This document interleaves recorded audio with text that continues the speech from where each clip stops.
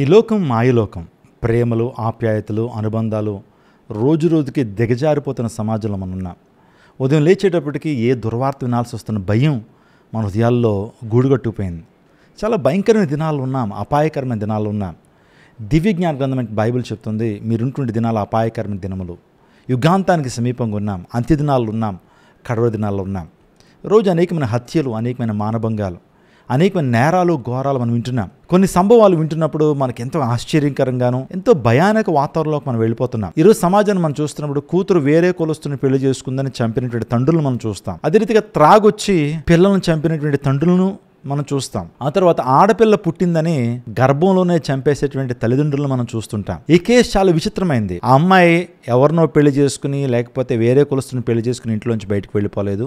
తండ్రి యొక్క పరువును నష్టపరచలేదు, ఏదో తప్పు ఏమీ చేయలేదు. ఆమె చేసిందల్లా ఒక టెన్నిస్ అకాడమీని పెట్టింది.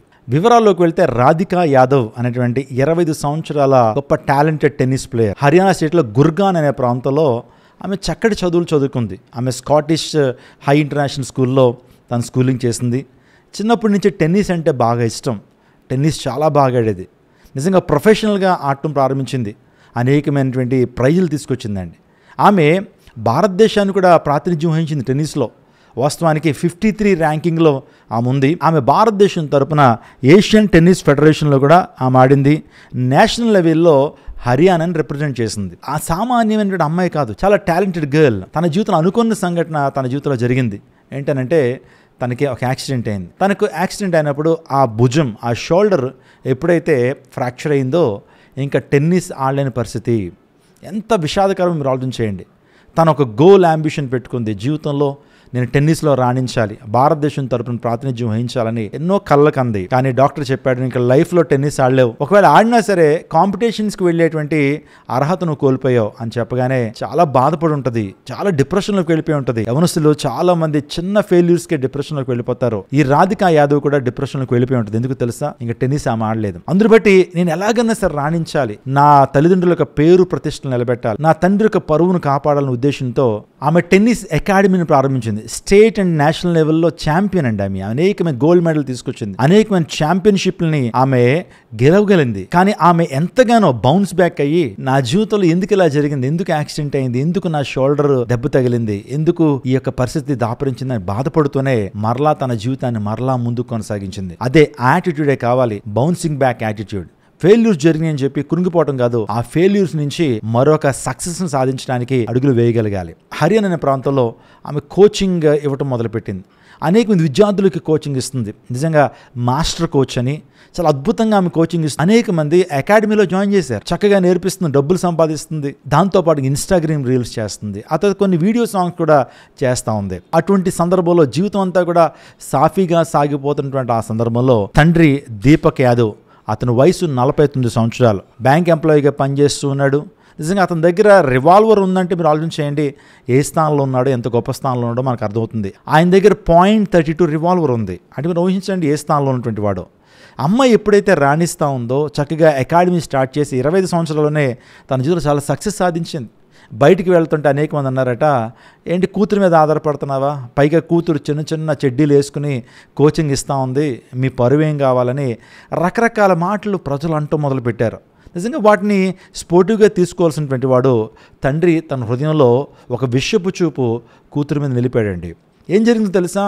మరి ఆ తండ్రి చాలా సందర్భాల్లో కూతురికి చెప్పాడేమో, వారిద్దరి మధ్య చిన్న చిన్న గొడవలు అయినాయని చెబుతూ ఉన్నారు. ఆ తండ్రి ఏం చేశాడంటే, వాస్తవానికి ఆ రోజు తన తల్లి అంటే రాధికా యాదవ్ యొక్క తల్లి మంజు యాదవ్కి బర్త్డే అయితే తల్లికి సర్ప్రైజ్ ఇవ్వాలని బ్రేక్ఫాస్ట్ ప్రిపేర్ చేస్తుందట, కొన్ని స్వీట్స్ ప్రిపేర్ చేస్తూ ఉంది. అలాంటి టైంలో తన తమ్ముడు, ఆ తర్వాత కొంతమంది కింద ఉన్నారు. పైన ఆమె వంటగదిలో వంట చేస్తున్న టైంలో ఒక శబ్దం వచ్చిందట, చాలా భయంకర శబ్దం బయటకు వచ్చింది. వాళ్ళు అనుకున్నారట కింద ఏమన్నా గ్యాస్ ఏమన్నా పేలిపోయిందా, అయితే కిచెన్లో గ్యాస్ ఏమన్నా పేలిపోయిందా అని చెప్పి సడన్గా వచ్చి చూసేటప్పటికి ఈ రాధిక ఏదో రక్తపు మడుగులో ఉందండి. అక్కడే తండ్రి కూడా ఉన్నాడు. రక్తపు మడుగులో రక్తం అలా చిమ్మేస్తూ ఉంది, రక్తపు మడుగులో ఆమె ఉంది. వెంటనే తన తమ్ముడు, ఆ తర్వాత తన మావయ్య విషయాన్ని గ్రహించి వెంటనే హాస్పిటల్కి తీసుకెళ్తే హాస్పిటల్లో డాక్టర్ డిక్లేర్ చేశాడు ఆ అమ్మాయి చనిపోయిందని. చనిపోయి చాలాసేపు అయింది. హెడ్కి ఈ బుల్లెట్ గాయం ఎప్పుడైతే తగిలిందో ఆమె చనిపోయిందని ఎప్పుడైతే చెప్పారు, వెంటనే ఏం జరిగిందని చెప్పి మరలా రూమ్లోకి వచ్చి చూసేటప్పటికి దీపక్ అక్కడే ఉన్నాడు. టేబుల్ మీద గన్ ఉంది. ఆ తర్వాత ఎంటీ మ్యాగజైన్ ఉంది. Empty magazine. ఇది చూసి పరిస్థితి అర్థమైపోయింది. తండ్రే కాల్చేయడం అర్థమైపోయింది. పోలీసులు వెంటనే అరెస్ట్ చేశారు. ప్రక్కన పోలీస్ స్టేషన్కి తీసుకెళ్ళినప్పుడు ఆ తండ్రిని అరెస్ట్ చేసి ఇంట్రాగేట్ చేస్తే అతడు చెప్పేటువంటి రీజన్స్ వింటా ఉంటే చాలా ఆశ్చర్యం కలుగుతూ ఉంది. అకాడమీని స్టాప్ చేయమని చెప్పాను నేను, కానీ నా కూతురు వినలేదు. అందును బట్టే నా కూతురు నేనే చంపేశాను. ఎన్నో దినాలు చాలా సంరక్షకుడిగా ఉన్నాడు. తన జీవితంలో ఎందుకు అంత కోపం, తన జీవితంలో ఎందుకు అంత ఈర్ష్య, తన జీవితంలో మనుషులు అంటున్న మాటకి అంత హెవీగా తీసుకోవాలా? ఈరోజు నాకు చాలామంది కన్జర్వేటివ్స్గా ఉంటారండి. చాలా ఒక 50 సంవత్సరాల క్రితం నాటి ఆలోచన విధానాన్ని కలిగి ఉంటారు. అంటే కూతురు ఎదుగుతుంది, చక్కగా ఉన్నతమైన స్థానానికి వస్తూ ఉంది, ఏదో పాడు పని చేసి సంపాదించట్లేదు కదా, టెన్నిస్ కోచింగ్ ఇస్తూ చక్కగా డబ్బులు సంపాదిస్తుంది, వారి మీద ఆధారపడలేదు. అటువంటి అమ్మాయిని అంత కిరాతకంగా చంపడం ఏ తండ్రికైనా భావ్యం కాదది. నిజంగా ఆ వ్యక్తి మూర్ఖుడని చెప్పాలి. క్రూరుడు, మూర్ఖుడు. ఒక మాటలో చెప్పాలంటే నరహంతకుడు. కూతురుని చంపిన నరహంతకుడు. రీజన్స్ ఎందుకు చంపాడు? ఒక తండ్రి తన కుమార్తెను అంత కిరాతకంగా చంపుతాడా? తను ఉన్నతమైన స్థానానికి వస్తుందని ఈర్షంగా అనుకోవాలా? ప్రజలు మీ అమ్మాయి చిన్న చిన్న చెడ్డీలు వేసుకుని కోచింగ్ ఇస్తూ ఉంది, ఇన్స్టాగ్రామ్ రీల్స్ చేస్తుంది, ఇన్స్టాగ్రామ్లో వీడియోలు చేస్తుంది, ఆ తర్వాత యూట్యూబ్లో వీడియోలు చేస్తూ ఉంది అని చెప్పి ఎప్పుడైతే చెప్పారో ఆ తండ్రికి చాలా ఇగో వచ్చేసిందండి. నా కూతురుని నేను సరిగ్గా పెంచలేకపోతున్నానా, నా కూతురు నా మాట వింటలేదంటే, అకాడమీని ఆపేయమని చెప్పాను ఎందుకు ఆపట్లేదని చెప్పి కోపంతో ఆ అమ్మాయిని చంపేశాడు. వీధుల్లో చాలామంది అన్నారట, మీ అమ్మాయిని సరిగ్గా పెంచట్లేదు, ఎక్కిరిస్తున్నారట. మీ అమ్మాయిని సరిగ్గా పెంచట్లేదు, సన్మార్గంలో పెంచట్లేదు, మంచి క్యారెక్టర్ మీ అమ్మాయికి లేదు అని ప్రజలు ఎప్పుడైతే అన్నారో, వెక్కిరిస్తున్నారో ఆ తండ్రికి చిన్న చూపుగా అనిపించింది. నా కుమార్తెని ఇలా అంటున్నారు, నన్ను అంటున్నారని చెప్పి ఆ కుమార్తెనే కడతేర్చేశాడు. నా ప్రియదేవజనాంగం, ఇలాంటి విషయాలు మనం వింటున్నప్పుడు నిజంగా పరువు కోసం సొంత కూతుర్ని చంపేసినటువంటి పరిస్థితి మనం చూస్తున్నాం. పరువు కోసం అల్లుడిని చంపేసినటువంటి ఘటనలు మనకు తెలుసు. ఈరోజున కోపం ఎంత భయంకరమైన తెలుసా? కోపంలో చేసినవేనండి. గన్ తీసుకుని మొత్తం మ్యాగజైన్ అంతా కూడా ఎంటీ చేశాడట. తన తలలోకి బుల్లెట్లు దింపేశాడు. ఆ అమ్మాయి గట్టిగా కేకలు వేసి అక్కడే తన తుది శ్వాసను విడిచిపెట్టింది. ఇక్కడ మనం తెలుసుకోవాల్సింది ఏంటంటే తండ్రి మూర్ఖత్వం అండి. తండ్రి యొక్క మూర్ఖత్వం. క్షణికావేశంలో కుమార్తెను చంపేశాడు. దేవుని లేఖనం చెప్తుంది, నీ కోపం దేవుని చిత్తాన్ని నెరవేర్చదు. ఈ రోజున చాలా సామెతలు మనకు తెలుసు. తన కోపమే తనకు శత్రువు. ఈ రోజున కటకటాల్లో ఓసలు లెక్క పెడుతున్నాడు సొంత కూతుర్ని చంపినటువంటి తండ్రి. బైబిల్ గ్రంథ లేఖనం చెప్తుంది, ఎఫెసీయులకు రాసిన పత్రిక 4వ అధ్యాయం 26-27 వచనంలో, be angry and do not sin, do not let the sun go down on your anger and give no opportunity to the devil. చూడండి, దేవుని లేఖనం ఏం చెప్తుందంటే, కోపం కలిగి ఉండండి కానీ పాపం చేయొద్దు అన్నాడు. నీ కోపము సూర్యాస్తమయం వరకే ఉండాలి. ఈరోజు నా తల్లిదండ్రులు కోప్పడాలి పిల్లల మీద, క్రమబద్ధీకరించడానికి, క్రమశిక్షణ నడిపించడానికి, అంతేగాని పాపం చేయకూడదు. ఆ తండ్రి కూడా కోపం కలిగి ఉన్నాడు, కోపంతో పాటు పాపం చేశాడు. నా ప్రియ సహోదరి సహోదరులారా, ఈ సంఘటన మనం ఎలా తీసుకోవాలి? ఆ కూతురు తప్పందామా లేకపోతే తండ్రి తప్పందామా? కూతురు వాస్తవానికి ఆమె తన కాళ్ళ మీద తను నిలబడడానికి టెన్నిస్ అకాడమీ పెట్టుకుంది. తండ్రికి ఇష్టం కాలేదు. ప్రజలు అంటున్న మాటలు తీసేసుకోవడమేనా? ఆలోచించండి. ఈరోజు చాలామంది ప్రజలు చాలా సునాయాసంగా మాట్లాడతారు, చాలామంది బాధించేలా మాట్లాడతారు. వారికి సరైన సభ్యత సంస్కారం తెలియదు. అవతల వ్యక్తి హర్ట్ అవుతాడేమో, ఈ మాటల ద్వారా ఆ వ్యక్తి హర్ట్ అవుతాడనేటువంటి ఆ భావన కూడా ఉండదండి. ఎంత మాట వస్తే అంత మాట అనేటివి. కూతురు గురించి క్యారెక్టర్ అసాసినేషన్ చేశారు. ఆ తండ్రికి నచ్చలేదు. ఏమంటే టెన్నిస్ అకాడమీ, ఈ రోజుల్లో టెన్నిస్ అకాడమీ నడపడం మంచిదే కదా. వాస్తవానికి చిన్న చిన్న నిక్కర్లు వేసుకుంటుంది, ఆ తర్వాత ఎక్స్పోజింగ్ చేస్తూ ఉంది. ఈ మాటలు చెప్పారు. వెళ్ళి చెప్పుంటే బాగుండేది, అమ్మ ఈ డ్రెస్సింగ్ స్టైల్ బాగాలేదు అని చెప్పుంటే బాగుండేది. కానీ ఆ తండ్రి చాలా భయంకర నిర్ణయాన్ని తీసేసుకున్నాడండి. ఈరోజున తన కోపమే తనకు శత్రువు. చాలామంది కోపం ద్వారా పాడైపోయినటువంటి మనం చూస్తుంటాం. నాకు తెలిసిన తండ్రి స్టూల్ వేసుకుని ఫ్యాన్ బిగిస్తున్నాడు.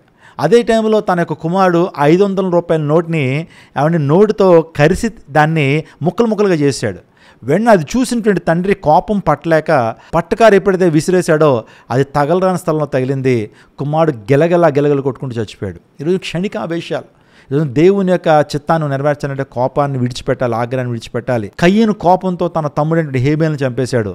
అందులో దేవుని శాపం, దేవుని ఉగ్రత తన మీద దిగొచ్చింది. కాబట్టి ఈ తండ్రిని ఏమనాలి? గన్నుంది, ఆ గన్తో కాల్చేసి చంపేశాడు. ఉజ్వలమైన భవిష్యత్తు, అద్భుతమైన భవిష్యత్తు ఆ కూతురుకు ఉంది.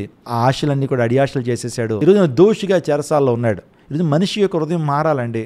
కోపాన్ని విడిచిపెట్టాలి, ఆగ్రహాన్ని విడిచిపెట్టాలి, అసూయని విడిచిపెట్టాలి. ప్రజలు అంటున్న మాటలు దాని గురించి ఆలోచన చేయాలి. ప్రజలు అంటున్న మాటలని అది ఎంతవరకు వాస్తవం ఆలోచన చేయాలి. చాలామంది ఈర్ష్యతో మాట్లాడుతుంటారు. ఒక వ్యక్తి ఎదుగుతున్నప్పుడు ఆ వ్యక్తి యొక్క ఎదుగుదలను ఎలాగైనా పాడు చేయాలని ఈర్ష్యతో మాట్లాడుతుంటారు. కాని మాటలు చెప్తూ ఉంటారు, లేని వార్తలు పుట్టిస్తుంటారు. అందుకు తస్మాత్ జాగ్రత్త. కాబట్టి కోపాన్ని విడిచిపెట్టండి, ఆగ్రహాన్ని విడిచిపెట్టండి, క్రోధాన్ని విడిచిపెట్టండి, అసూయని విడిచిపెట్టండి. నీ కూతురి మీద ఆధారపడుతున్నావు అని అన్నారట. అందుని బట్టి ఆయనకి చాలా నామోషి వచ్చేసింది. అందుని బట్టి కూతురిని చంపేశాడు. ఇంకా చాలా రీజన్స్ ఉన్నాయనుకోండి. ఒక మాట నేను చెప్పనివ్వండి, మనిషి హృదయం మారాలండి. రోజున హృదయాలు మార్చబడినప్పుడే మనిషి సరిగ్గా ఆలోచన చేయగలుగుతాడు. హృదయం అన్నిటికంటే మోసకరమైంది, అది ఘోరమైన వ్యాధి కలిగిందని దేవుని లేఖనం సెలవిస్తుంది. నీ హృదయం నుంచి జీవదారులు బయలుదేరును కాబట్టి అన్నిటికంటే ప్రాముఖ్యం హృదయాన్ని భద్రంగా కాపాడుకోమన్నాడు. అందుని బట్టి మన హృదయాన్ని భద్రంగా కాపాడుకోవాలి. మంచిగా మన క్లియర్ థింకింగ్ మనం కలిగి ఉండాలి, పాజిటివ్ థింకింగ్ కలిగి ఉండాలి. తద్వారా దేవుని కార్యం నెరవేర్చేటువంటి వారికి ఉంటాం. బైబిల్ గ్రంథంలో చాలామంది కోపంతో ఎంతో నష్టపోయారండి. మోషే అనేటువంటి వ్యక్తి కోపంతో ఒక ఐగుప్తుని చంపేశాడు. చంపేసి పాతిపెట్టేశాడు. పాతిపెట్టిన తర్వాత తన కోపమే తనకు శత్రువు అన్నట్లుగా తను చేసిన పాపమే తను తరిమింది. అతను మిద్యాన్ దేశానికి పారిపోయాడు. కోపంతో మనం ఏమీ కూడా సాధించలేం. యేసుక్రీస్తు ప్రభువు నమ్మినటువంటి యూదా ఇస్కరియోతు కూడా కోపంతోనే యేసుక్రీస్తు ప్రభువు నమ్మేశాడు. ధనార్జన కొరకు, డబ్బు సంపాదన కొరకు యేసు ప్రభువారిని 30 వెండి నాణాలకి అమ్మేసినటువంటి ఆ యొక్క యూదా ఇస్కరియోతు. ఆ తర్వాత ఏం జరిగింది? తన అంతం ఏమైంది? ఉరిపెట్టుకుని చచ్చిపోయాడు. కాబట్టి మన జీవితాల్లో కూడా కోపాన్ని విడిచిపెడదాం. పాపం ఉంటే కనుక, పాపం నీ చేతిలో ఉందని తెలిసినప్పుడు దాన్ని విడిచిపెట్టేయడం నీకు ఎంతైనా క్షేమము. అందుని బట్టి తల్లిదండ్రులు బ్యాలెన్స్డ్గా ఉండండి. దేవుని వాక్యాన్ని వింటున్నటువంటి మీరు దేవుని వాక్య ప్రకారం జీవించండి. కోపాన్ని విడిచిపెట్టండి, అసూయను విడిచిపెట్టండి, కాముకత్వాన్ని విడిచిపెట్టండి. శరీర అవయవాల్ని దుర్నీతి సాధనాలుగా ఉపయోగించొద్దు. దేవుని కోసం జీవించండి. నిజంగానే ఎంతగానో విచారించానండి. ఒక తండ్రి తన కూతుర్ని రివాల్వర్ పెట్టి చంపేయటం ఎంత భయంకరమైన సంఘటన మీరు ఆలోచించేయండి. అందుని బట్టి చాలామందికి ఈగో అండి. మా కులం కాదు, మా మతం కాదు, మా ఓడు కాదు, మా ఇంటికి ఎందుకు వస్తాడు, మా కూతురు వాడితో ఎందుకు మాట్లాడాలి, వెరీ కన్సర్వేటివ్గా ఉండటం ద్వారా ఎలాంటి హత్యలు జరుగుతూ ఉన్నాయి. అందుని బట్టి ఎంతగానో విచారిస్తున్నాను. సమాజం మారాలని కోరుకుంటున్నాను. సమాజంలో మంచి బోధలు చేయటానికి దేవుడు మా కృప చూపుతున్నాడు. అనేక మంది దేవుని వాక్యాన్ని వినటం ద్వారా హృదయాలు మార్చబడుతున్నాయి. కోపంతో ఉన్నటువంటి వారు కోపాన్ని అంచుకోగలుగుతున్నారు. భయంకర డ్రగ్ ఎడిక్ట్స్ మార్చబడగలుగుతున్నారు. క్రైస్ట్ టెంపుల్ అనే జీవంగల దేవుని సంఘం గతించిన 7 సంవత్సరాల నుంచి విజయవాడ పట్టణాన్ని బేస్ చేసుకుని ప్రపంచవ్యాప్తంగా స్వార్థ ప్రకటిస్తున్నప్పుడు అనేక వేలాది మంది, లక్షలాది మంది దీవెన పొందుతున్నారు. అనేక మంది యవనస్తులు మార్పు చెందుతున్నారు. డ్రగ్ ఎడిక్ట్స్ ఈరోజు నీతిమంతులుగా మార్చబడుతున్నారు. వ్యభిచారులు నీతిమంతులుగా మార్చబడుతున్నారు. అనేక గొప్ప కార్యాలు ఈ పరిచర్య పట్ల దేవుడు జరిగిస్తున్నాడు. ఈ యొక్క 14వ తారీఖు మేము 7th యానివర్సరీ జరుపుకుంటున్నాం. మా కొరకు, మా పరిచర్ల కోసం ప్రార్థన చేయండి. మీకు ఇష్టమైతే ఆ రోజు జరిగే స్తుతికూటికి మిమ్మల్ని అందరిని ఆహ్వానిస్తున్నాం. అందరం కలిసి దేవుని ఆరాధించబోతున్నాం. దేవుని యొక్క గుడ్నెస్ని, ఆయన ఫెయిత్ఫుల్నెస్ని మేము రిమెంబర్ చేసుకుంటూ ప్రభు నామాన్ని గణపరచబోతున్నాం. కాబట్టి మీకు ఇష్టమైతే రండి, క్రైస్ట్ టెంపుల్ అనే జీవంగల దేవుని సంఘానికి ప్రభువుని గణపరుద్దాం. దేవుడు మిమ్మల్ని దీవించి ఆశించును గాక. దేవుడు మన భారతదేశం దీవించును గాక. ఆమేన్.